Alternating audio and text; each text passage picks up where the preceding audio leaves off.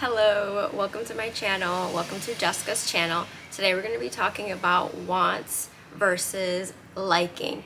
So I've been rereading Atomic Habits, and it has just opened my mind to so many connections between the Bible, becoming your higher self, and really implementing the changes that require you to be your higher self. So today we're going to talk about how wanting and liking are two separate parts in your brain, and how your brain is more geared towards wanting things, the desire, than actually liking what you already have, how it is pre-programmed in our body and in our brains. There's so much more receptors for the wanting, craving, as opposed to the liking. So this is why the process is so much more important than the results, because you're always going to want something new. You're always going to want something that is in the future. That's just the way that your brain is programmed. But you, as your conscious awareness, can bring yourself back to the present moment and can really be present and grateful in what you have today, because knowing that you prayed for this long ago, and now you have it, and it's such a blessing. So your brain also loves to take you to the future and the anticipation of things. And the book specifically talks about how people oftentimes are happier when they are anticipating going on vacation or opening Christmas gifts for Christmas Day, as opposed to when they're actually experiencing it. So that is so powerful, and that tells us a lot about how our brain is, the mechanism of our brain, and how gratitude really brings us back to the present moment and makes us so open and receptive and aware of what it is that we truly have, and why the present moment is so important, so we don't get lost and we don't get taken away from what is in front of us and the beautiful experience that we're having now. Because whatever experience we're having now is meant for our greatest good, and it's there for a specific reason, and it's up to us to give that life experience purpose and meaning. And when we're able to do that, we're able to see that it's all about being in the present moment. That's the most important thing. And when you're able to think outside of your mind and go up beyond it and see that you're always going to want something, that's just going to always be the case. But when you can appreciate what you have more, it allows you to grow, to open your heart, and to be able to give more of yourself, and to be your best self. And that's what my YouTube channel is really all about. It's really getting clear on how to become your best self. And it's really knowing that your habits make who you are. So the next point that we're going to talk about is making your habits attractive. So there are three main things I want to talk about here that he talks about. So he goes to say that the group of people that you hang out with, your family, your friends, who you are hanging out with, is the most important thing, and it really makes you the person that you are. So use this to your advantage. So there is tremendous internal pressure to comply with the norms of the group. So if you want to work out, join a workout community. If you really value faith, join a community that is faith-based. It's really about using your environments, because your willpower can only go so far when you're constantly going against your true self. You know, it's going to be hard for you to constantly say no, as opposed to you being conscious and aware and removing yourself from those situations that no longer serve you and that you don't want to be a part of. It is your responsibility to put yourself in your fraction of light where you know that you're going to be the most successful, the most loved, and the most joyous. And not to say that you're going to be joyous 100% of the time, but in being there, in being present, and in choosing your environments wisely, you're able to narrow down the friction, and you're able to be in spaces that uplift you, and that just makes you grow and makes you become the best version of yourself. And it increases the habits, because you also have people around you that are also holding you accountable. And it really builds that liking, right? It really builds that, oh, I really like being here. I really like these people. I'm not sure what tomorrow brings, but I am really enjoying my company here, and I'm enjoying my growth here. It's a really beautiful way to bring community, to holistically make your space and your environment and yourself the best self that you can possibly be. So the second thing is, in making your habits attractive, is getting clear on what you value. What do you value? Who are you? Who do you want to be? Who is the person that you say that you are, that you want to be, that you are becoming? Who is she? Who is he? What do you value? Do you value quality? Do you value service? Do you value love? Do you value faith? Do you value patience? Do you value compassion? Who are you on the inside? What do you value? What are your virtues? When you get clear on this, it's so much easier to have a direct focus on your day and really being able to set your intention and say, I really value quality, so I'm going to make sure that I give the best of myself today. I really value love, so I'm going to give love easily, even when it's hard. Even when it's hard, I'm going to do my best to give it easily.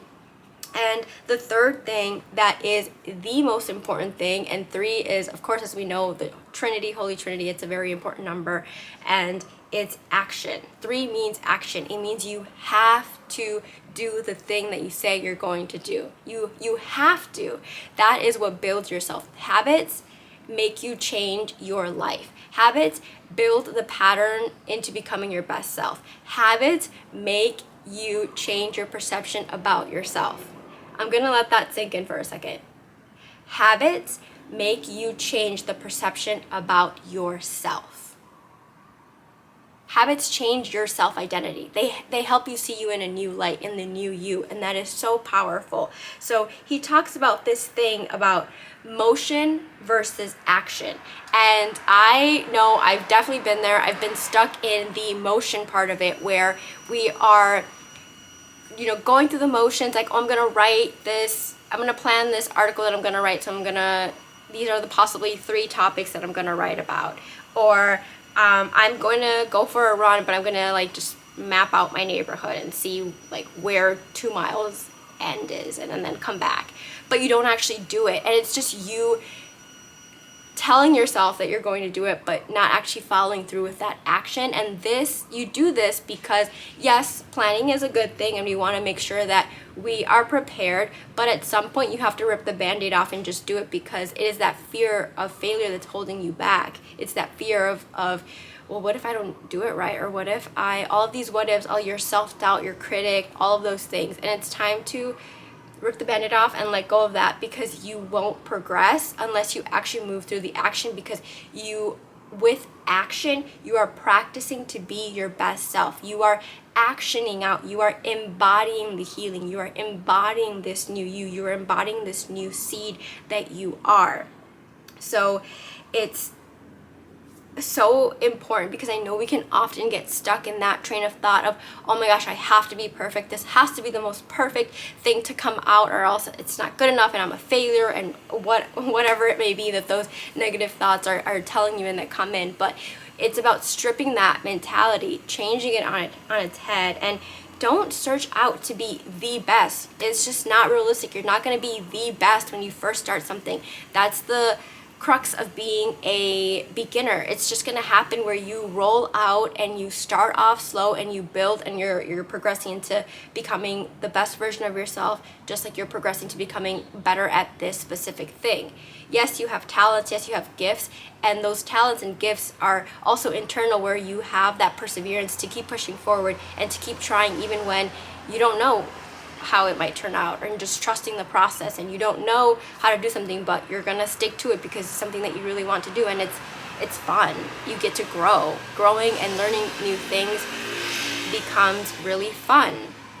So don't search out to be the best. Become the best by practice.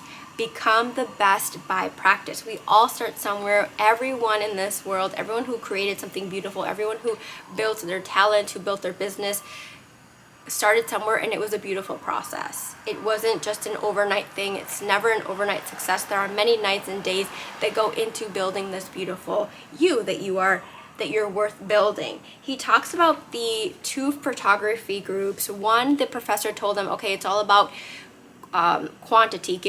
Produce as many photos as you can throughout the semester. 100 is an A, 90 is a B, etc. And he told the other group that, okay, it's about quality. You have to give me the best, the most perfect photo, and that will be your grade. And it turned out that the people in the first group who were graded on the quantity did the best because they were able to produce and to practice and to build their skills, as opposed to the quality group who thought they had to be absolutely perfect in order to receive an A and in order for them to actually try.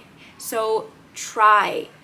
Practice being her, practice being him, practice being your highest self. Set one goal for yourself that is going to lead you into the direction of becoming your higher self. It can be as small as going for a walk for 5-10 minutes, just starting off small and then building from there and doing it for 50 days. And I know 50 days may sound like a lot, but just one time a day, set some time aside to do the thing that's going to lead you to becoming your best self, because that you're building in that best self of you into that day. You're creating this best self of you. So repetition is a form of change. Repetition literally changes your brain composition. It changes your brain. It changes the way that you see yourself. So it's so important to get the reps in and make it easy. Start small. Put it in your path. Make it part of our routine you already have. So like habit stacking. So like maybe when you're washing the dishes, listen to your favorite audio book, or maybe when you're going on the treadmill, watch a Netflix show. So all of these tips are going to really help you in getting clear on incorporating your best self and knowing that you can be your best self now by incorporating little aspects and liking what you have, as opposed to thinking ahead in the future and always being in that wanting stage. I hope that was helpful.